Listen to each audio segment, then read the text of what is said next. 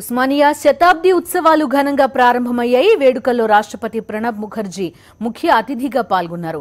గోవా నుంచి ప్రత్యేక విమానంలో బేగంపేట ఎయిర్పోర్ట్లో దిగిన ఆయనకు సీఎం కేసీఆర్, మంత్రులు, ఉన్నతాధికారులు సాదర స్వాగతం పలికారు. తర్వాత నేరుగా ఉస్మానియా యూనివర్సిటీకి చేరుకున్నారు. యూనివర్సిటీ అధికారులు ప్రణబ్ ముఖర్జీకి ఘన స్వాగతం పలికారు. జ్యోతి ప్రజ్వలనతో రాష్ట్రపతి ప్రణబ్ కార్యక్రమాన్ని ప్రారంభించారు. శతాబ్ది పైలాన్ని ఆవిష్కరించారు. ఓయూ సోవనీర్ ని గవర్నర్ నరసింహన్ ఆవిష్కరించారు. ఉన్నత విద్యలో వందల ఏళ్ల చరిత్ర కలిగిన భారతదేశం పరిశోధనలో వెనుకబడిపోవడం దురదృష్టకరమన్నారు రాష్ట్రపతి ప్రణబ్ ముఖర్జీ. ఉస్మానియా యూనివర్సిటీ శతాబ్ది ఉత్సవాల్లో ఆయన ప్రారంభోపన్యాసం చేశారు. ఓయూ 100 ఏళ్ల ఉత్సవం అందరికీ స్ఫూర్తిదాయకమన్నారు. ప్రాథమిక సూత్రాలు, పరిశోధనకు ప్రాధాన్యత ఇవ్వకపోతే విద్యలో ఉన్నత ప్రమాణాలు సాధించడం అసాధ్యం అన్నారు. యూనివర్సిటీల నాణ్యతా ప్రమాణాలు మరింత మెరుగుపడాల్సిన అవసరం ఉందని స్పష్టం చేశారు Pranab. When you are celebrating 100 years of your prestigious institution, dear students, esteemed faculty members, I will urge you to look into this aspect. We are lagging far behind in basic research, innovation, and we cannot achieve excellence in education if this aspect is neglected. I do not blame the academic institutions alone, because substantially it requires uninterrupted flow of fund, and it comes either from government or from industries. State funding is not possible to the extent required. Industry must come forward. There must be an interface between industry and academic institution. యూనివర్సిటీలు పరిశోధనలకు పెద్దపీట వేయాలని రాష్ట్రపతి ప్రణబ్ ముఖర్జీ పిలుపునిచ్చారు. Osmania university శతాబ్ది ఉత్సవాల్లో ముఖ్య అతిథిగా పాల్గొన్నారు. అనంతరం రాజ్భవన్ కు చేరుకున్న ఆయనకు గవర్నర్ ప్రత్యేక విందు ఏర్పాటు చేశారు. తర్వాత English and foreign languages university ఇఫ్లూలో జరిగిన తొలి స్నాతకోత్సవ వేడుకలకు హాజరయ్యారు. ఇవాళ సాయంత్రం 6:20 బేగంపేట ఎయిర్పోర్ట్ నుంచి ప్రత్యేక విమానంలో రాష్ట్రపతి ఢిల్లీకి బయలుదేరతారు.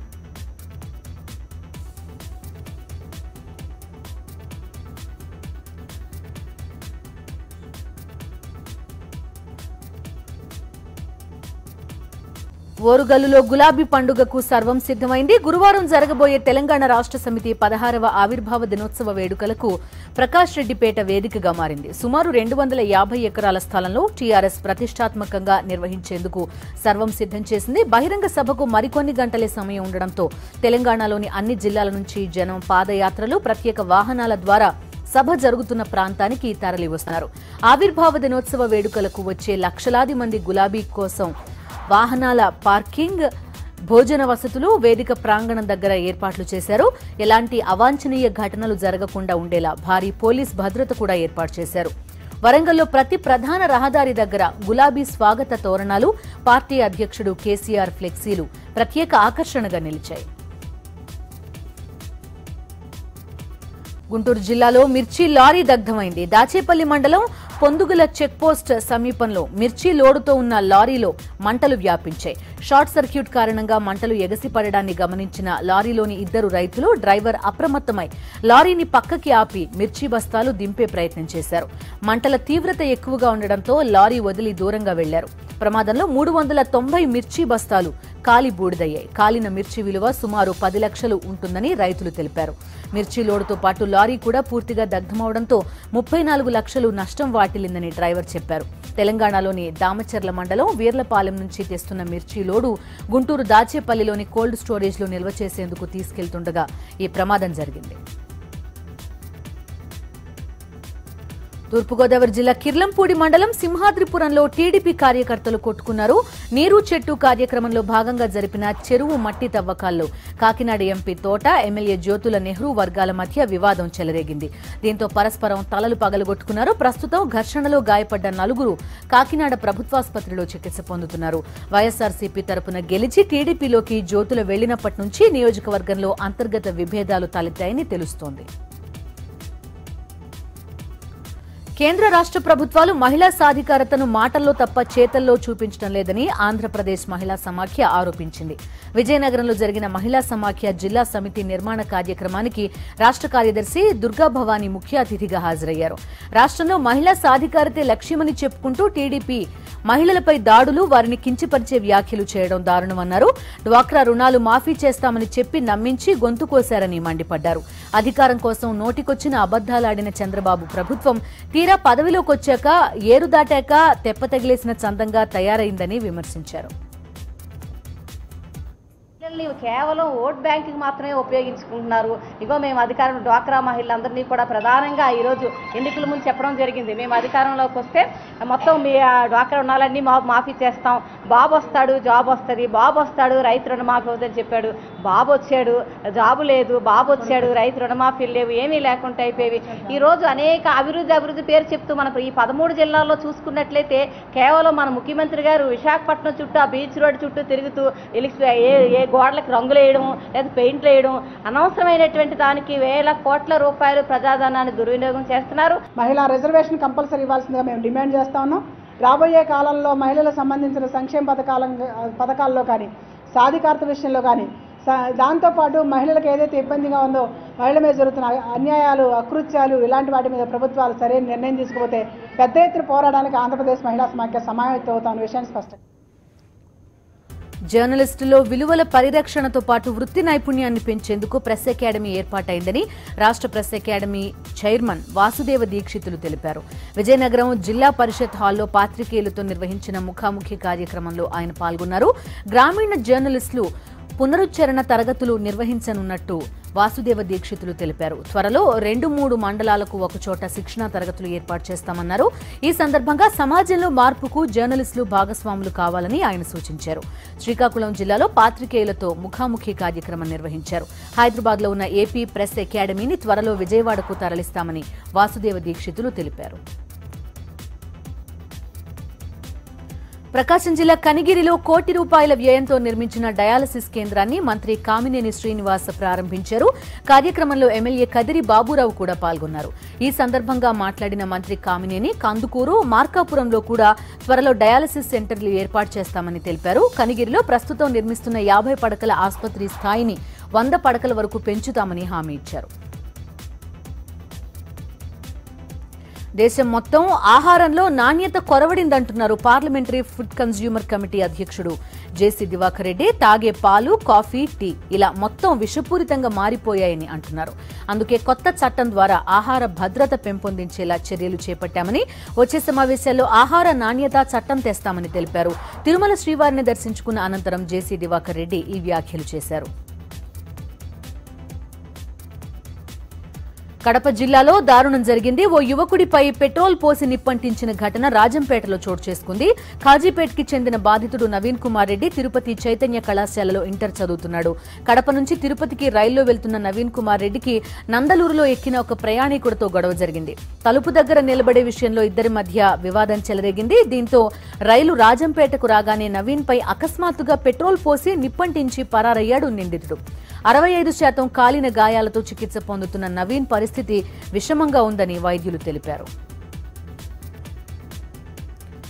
భద్రాద్రి కొత్తగూడెం జిల్లా పాల్వంచలోని నవభారత్ వద్ద అగ్ని ప్రమాదం జరిగింది. స్థానిక సిల్ క్యాంపస్ ఎస్బీఐ బ్రాంచ్ లో మంటలు చెలరేగాయి. స్థానికుల నుంచి సమాచారం అందుకున్న ఫైర్ సిబ్బంది 2 ఫైర్ ఇంజన్లతో మంటలను అదుపులోకి తీసుకొచ్చారు. దీంతో ఘటనా స్థలికి పక్కనే హెచ్పీ గ్యాస్ గోడౌన్ ఉండడంతో పెను ప్రమాదం తప్పింది. అయితే ఫర్నిచర్ తో పాటు విలువైన పత్రాలు పూర్తిగా కాలిపోయాయని చెబుతున్నారు బ్యాంక్ అధికారులు. ప్రమాదానికి కారణాలు తెలియరాలేదన్న పోలీసులు దర్యాప్తు చేపట్టామన్నారు.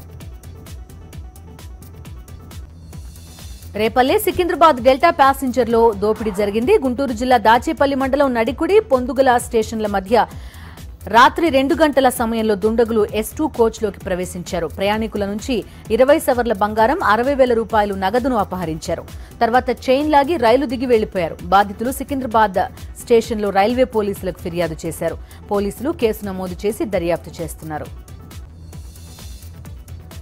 విజయవాడ ఎన్టీఆర్ హెల్త్ యూనివర్సిటీలో 2011 నుంచి 2016 వరకు అత్యుత్తమ ప్రతిభ కనబరిచిన విద్యార్థులకు మంత్రి కామినేని బంగారు పతకాలు అందజేశారు. ఆంధ్రప్రదేశ్ మెడికల్ కౌన్సిల్ ఆధ్వర్యంలో 22 మంది విద్యార్థులకు పతకాల అందజేత కార్యక్రమం జరిగింది. ఈ సందర్భంగా మాట్లాడిన మంత్రి కామినేని ప్రభుత్వ మెడికల్ కాలేజీల్లో చదువుతున్న విద్యార్థులకు ఉచితంగా ట్యాబ్లు ఇస్తున్నామని, వైద్య విద్యార్థులు గ్రామాల్లోకి వెళ్లి ప్రజల ఆరోగ్యంపై అధ్యయనం చేసేలా చర్యలు తీసుకుంటున్నామని తెలిపారు. బాహుబలి సినిమా ఫీవర్ ఇప్పుడు ప్రతి ఒక్కరిని పట్టుకుంది. సినిమా విడుదలకి ముందే ఎన్నో ఆశ్చర్యాలకు తెరతీస్తోంది. అనంతపురం జిల్లా ధర్మవరానికి చెందిన చేనేత కార్మికుడు అన్వర్ బాషా తన అభిమానాన్ని వినూత్నంగా చాటుకున్నాడు. బాహుబలి పాత్రధారుల పేర్లను డిజైన్ చేసి పట్టు వస్త్రంపై పొందుపరిచాడు. అంచు భాగాన్ని 200 గ్రాముల బంగారు జరీతో తయారు చేశాడు. మొత్తం 3 రోజుల పాటు ముగ్గురు శ్రమించామన్న అన్వర్ బాషా దర్శకుడు రాజమౌళికి పట్టు వస్త్రాన్ని బహూకరించే అవకాశం ఇవ్వాలని కోరుతున్నాడు. సిద్దిపేట జిల్లా మిరుదొడ్డి మండలంలో జిల్లా వైఎస్ఆర్సీపీ అధ్యక్షుడు జగదీష్ గుప్తా పర్యటించారు. లక్ష్మీనగర్ గ్రామంలో ఎండిపోయిన వరి పంటను పరిశీలించి రైతులను ఓదార్చారు. ఈ ఏడాది వర్షాలు సమృద్ధిగా పడినా ప్రభుత్వ నిర్లక్ష్యం వల్ల రైతులకు ఈ కష్టాలని మండిపడ్డారు. రైతులకు న్యాయం జరిగే వరకు తమ పార్టీ పోరాడుతుందన్నారు జగదీష్ గుప్తా.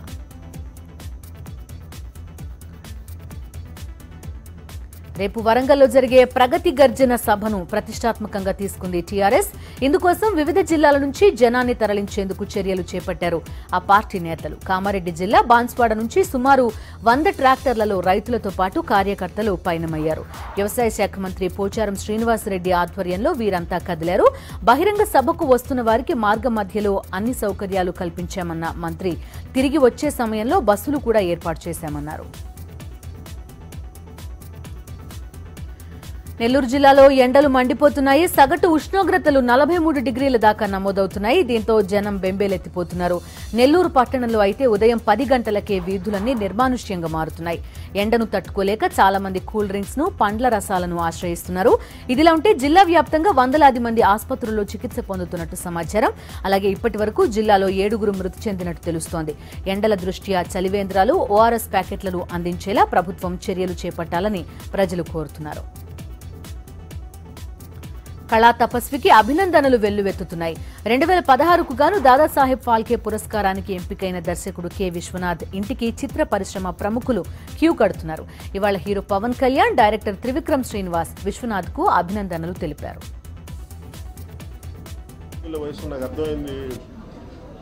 ఎప్పుడు ఒక వెస్టర్న్ మ్యూజిక్ ఇలాంటి వెస్టర్న్ మ్యూజిక్ ఎప్పుడు అవగాహన ఉండేది నాకు చిన్నప్పుడు స్కూల్లో పెరిగేటప్పుడు.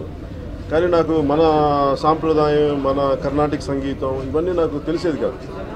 కానీ ఒక కర్ణాటక సంగీతం విని కూడా దాన్ని నేను శంకరాభరణం సినిమా చూసినప్పుడు అదేదో పెద్దవాళ్ళ సినిమా నాకు సంబంధం లేదు అనుకుని దానికి శంకరాభరణం సినిమాకి చిన్న వయసులో ఎడిక్ట్ అయిపోయినది. ఎన్నిసార్లు చూసానో నాకే తెలియదు.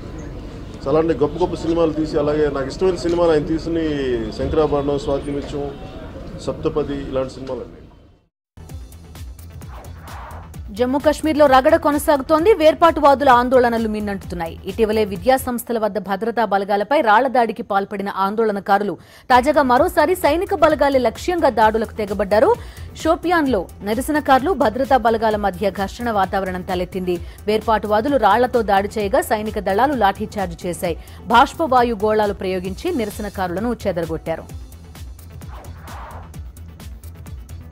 పాకిస్తాన్లో మరణశిక్ష ఎదుర్కొంటున్న కుల్భూషణ్ జాదవ్ ని విడిపించేందుకు భారత్ ప్రయత్నాలు ముమ్మరం చేసింది. తాజాగా కుల్భూషణ్ కి మద్దతుగా పాకిస్తాన్ కోర్టులో భారత్ పిటిషన్ వేసింది. కుల్భూషణ్ కి మరణశిక్ష విధించడం సరైంది కాదని, ఆయన అమాయకుడని తన పిటిషన్లో పేర్కొంది. ఇక పాకిస్తాన్లో భారత ప్రతినిధి గౌతమ్ బంబావాలే పాకిస్తాన్ విదేశాంగ శాఖ కార్యదర్శిని కలిశారు. కుల్భూషణ్ వ్యవహారంపై పాక్ విదేశాంగ కార్యదర్శితో చర్చించిన గౌతమ్ జాదవ్ ని విడుదల చేయాలని విజ్ఞప్తి చేశారు. బెంగాల్లో విషాదం చోటు చేసుకుంది. హుగ్లీలో ఒక పడవ నీట మునిగింది. ప్రమాదంలో 3 మృతి చెందారు, పలువురు గల్లంతయ్యారు. నదిలో పడవ ప్రయాణిస్తుండగా అకస్మాత్తుగా పెద్ద అల విరుచుకుపడింది. ఆ ధాటికి జెట్టి తిరగబడి నీటిలో మునిగిపోయింది. సమాచారం తెలుసుకున్న అధికారులు వెంటనే ఘటనా స్థలానికి చేరుకుని సహాయక చర్యలు చేపట్టారు.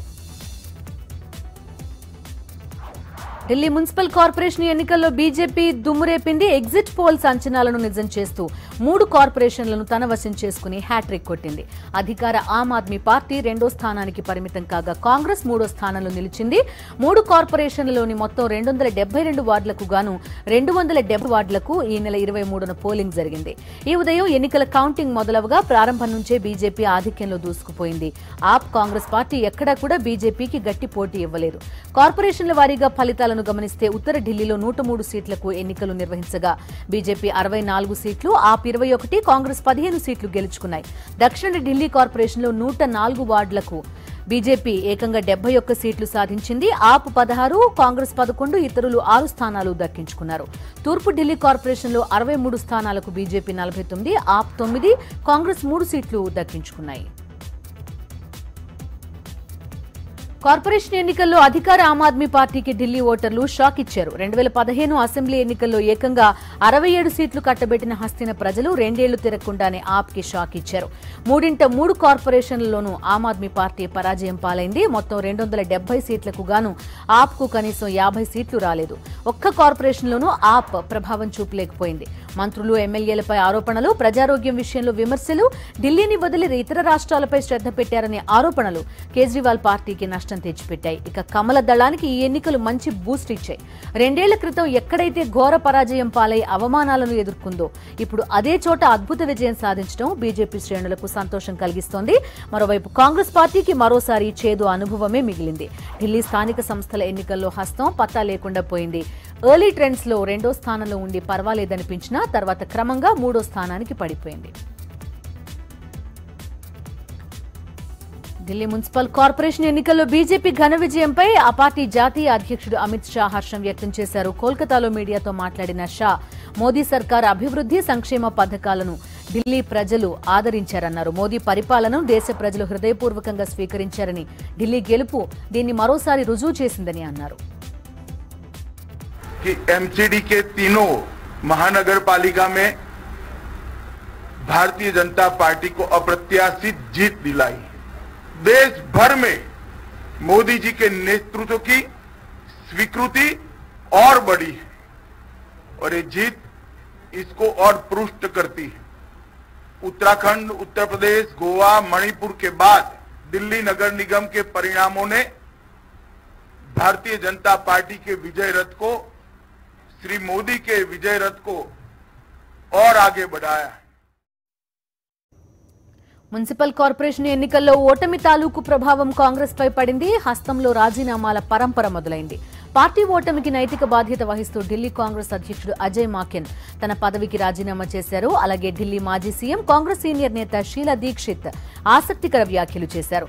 పార్టీ నేతలు ఎన్నికల ప్రచారానికి తనను పిలవలేదని ఆమె స్పష్టం చేశారు. ఢిల్లీ మున్సిపల్ కార్పొరేషన్ ఎన్నికల్లో ఘోర ఓటమిపై ఆమ్ ఆద్మీ పార్టీ స్పందించింది. ఇది మోదీ ప్రభంజనం కాదని, ఈవీఎంల ప్రభంజనమని విమర్శించింది. ఉత్తరప్రదేశ్, ఉత్తరాఖండ్లో చేసిన ఈవీఎం మ్యాజిక్కే బీజేపీ ఢిల్లీలోనూ చేసిందని ఆరోపించింది. ఆప్ గెలుపోటమి చాలా చిన్న విషయమని, కానీ ప్రజాస్వామ్యం ప్రమాదంలో పడడం ఆందోళనకరమని గోపాల్ రాయ్ వ్యాఖ్యానించారు. भाजपा ने भ्रष्टाचार का डेंगू, चिकनगुनिया और गंदगी का अड्डा बनाया, लेकिन उसके बाद जिस तरह से चमत्कारिक जीत भारतीय जनता पार्टी को मिली है वो ईवीएम लहर से ही संभव है। ये मोदी लहर नहीं है जिसको भाजपा चिल्ला रही है, ये ईवीएम की लहर है। आम आदमी पार्टी की जीत हार बहुत छोटी चीज है, लेकिन आजादी की लंबी लड़ाई के बाद जो इस देश को संविधान मिला, लोकतंत्र मिला, अगर लोकतंत्र ईवीएम से तय होने लगेगा तो शायद इस देश के अंदर हमारी पूरी आजादी की विरासत, संविधान के सारे पन्ने और लोकतंत्र के ऊपर ये खतरा खड़ा हो चुका है। అన్నా డీఎంకేలో శశికళ కథ ముగిసిపోయినట్టేనా? జైలు నుంచే పార్టీని, ప్రభుత్వాన్ని నడపాలనుకున్న చిన్నమ్మ ఆశలు ఆవిరైనట్టేనా? చెన్నైలో పరిస్థితులు చూస్తుంటే అవునని అనిపిస్తోంది. అన్నాడీఎంకే ప్రధాన కార్యాలయం వద్ద శశికళ పోస్టర్లను పార్టీ తొలగించేసింది. ఆమె ఫోటోలతో ఏర్పాటు చేసిన గోడ పత్రికలు, భారీ హోర్డింగ్స్ అన్నింటినీ తీసి పక్కన పెట్టేసింది. జయలలిత మరణించిన తర్వాత అన్నాడీఎంకే అధికార ప్రతినిధిగా శశికళ ప్రమాణ స్వీకారం చేసినప్పుడు అమ్మ, చిన్నమ్మ కలిసిన పోస్టర్లను అన్నాడీఎంకే ఆఫీస్ వద్ద పెద్ద సంఖ్యలో ఏర్పాటు చేశారు. అయితే దినకరన్ అరెస్ట్ అయిన వెంటనే వీటిని తొలగించేసింది పళని వర్గం. శశికళ పోస్టర్ల తొలగింపును పన్నీర్ వర్గం స్వాగతించింది. దినకరన్ అరెస్టుతో అన్నాడీఎంకేలో విలీన చర్చలు మళ్లీ ఊపందుకునే అవకాశం కనిపిస్తుంది. పన్నీర్ సెల్వం డిమాండ్ల విషయంలో తర్జన భర్జన పడుతున్న పళనిస్వామి వర్గం కాస్త దిగొచ్చే ఛాన్స్ ఉంది. శశికళ, దినకరన్ ను పార్టీ నుంచి అధికారికంగా బయటకు పంపాలని ఓపీఎస్ టీం డిమాండ్ చేస్తోంది. అవినీతి కేసులో దినకరన్ అరెస్ట్ అయిన నేపథ్యంలో పన్నీర్ సెల్వం మరింత పట్టు బిగించే అవకాశం ఉందంటున్నారు రాజకీయ విశ్లేషకులు. దినకరన్ ని వెంటనే అన్నాడీఎంకే నుంచి బహిష్కరించాలని డిమాండ్ చేయొచ్చంటున్నారు. కాగా రెండాకుల గుర్తు కోసం ఎవరి ప్రయత్నాలు వాళ్లే చేసుకుందామని మంగళవారం ఇరు పక్షాలు నిర్ణయించుకున్నాయి. ఈసీ వద్ద అఫిడవిట్ విత్డ్రా కుదరని పని కావడంతో పళని వర్గం చర్చల్లో వెనకడుగు వేసింది. దీంతో పన్నీర్ వర్గం ఎన్నికల సంఘానికి మరో దఫా డాక్యుమెంట్లు సమర్పించింది.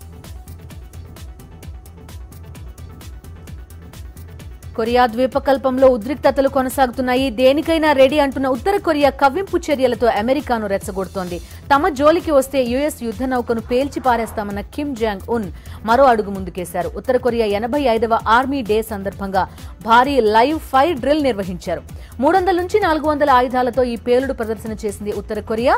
కిమ్ జాంగ్ ఉన్ చర్యకు అమెరికా ఘాటుగా స్పందించింది. దక్షిణ కొరియా, జపాన్ బలగాలతో కలిసి దీటుగా సంయుక్త సైనిక విన్యాసాలు నిర్వహించింది.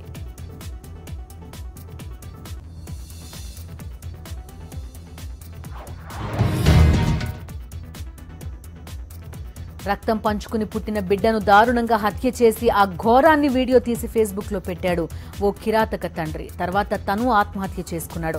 బ్యాంకాక్ లో ఈ ఘటన జరిగింది. 11 నెలల చిన్నారి మెడకు తాడు బిగించి పాడుబడిన ఒక భవంతి పైనుంచి కిందికి వేలాడదీశాడు ఆ తండ్రి. ఆమె చనిపోయిందని నిర్ధారించుకున్నాక తను పైనుంచి కిందికి దూకేశాడు. ఈ ఘటనకు సంబంధించి తన ఫేస్బుక్ పేజ్ లో 2 వీడియోలు పోస్ట్ చేశాడు. దాదాపు 24 గంటలు ఎఫ్బీలో ఈ వీడియోలు సంచలనం సృష్టించాయి.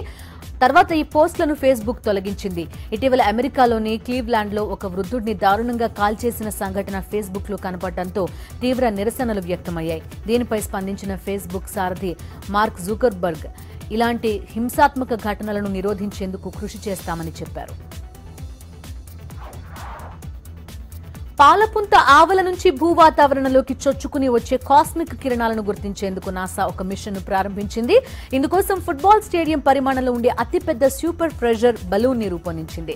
భూమి నుంచి 33.5 కిలోమీటర్ల ఎత్తులో ఈ బెలూన్ ఎగురుతూ 100 రోజులకు పైగా తన పని నిర్వహించనుంది. 2015-16లో ఈ బెలూన్ డిజైన్ లో జరిగిన పొరపాట్లను సరిదిద్దుకుని ఈ ఏడాది మిషన్ ను ప్రయోగాత్మకంగా విజయవంతంగా NASA balloon program office chief Debbie Fairbrother చెప్పారు. కాస్మిక్ కిరణాలు భూ వాతావరణంలోని నైట్రోజన్ అణువులతో కలిసి అతి నీల లోహిత ఫ్లోరసెన్స్ కాంతిని ఉద్గారం చేస్తాయని, కాస్మిక్ కిరణాలు ఎక్కడి నుంచి వెలువడుతున్నాయో గుర్తించేందుకు ఈ మిషన్ ఉపయోగపడుతుందని షికాగో యూనివర్సిటీ ప్రొఫెసర్ ఒలింటో తెలిపారు.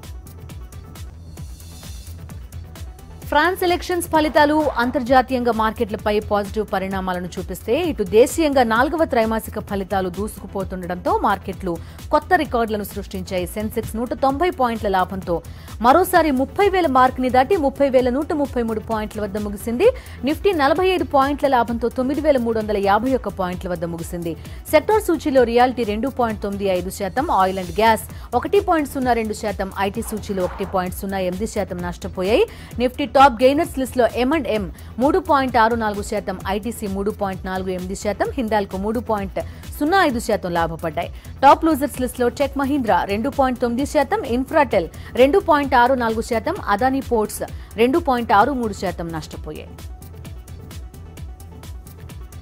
నష్టాల్లో ఉన్న జీఎంఆర్ ఇంటర్నేషనల్ ఎయిర్పోర్ట్ లో వాటాల విక్రయానికి రంగం సిద్ధమైంది. హైదరాబాద్ ఎయిర్పోర్ట్ లో దాదాపు 23% వాటాను విక్రయించేందుకు అబుదాబి ఇన్వెస్ట్మెంట్ అథారిటీతో డీల్ కుదిరినట్టుగా తెలుస్తోంది.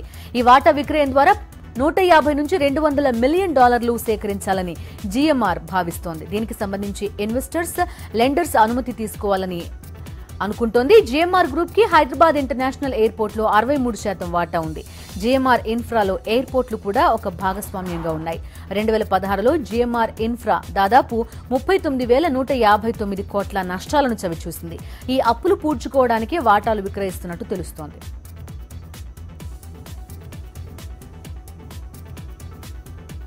ఇవి స్పీడ్ న్యూస్ అప్డేట్స్. తర్వాత ఉర్దూ న్యూస్ ప్రసారమవుతుంది. Stay tuned.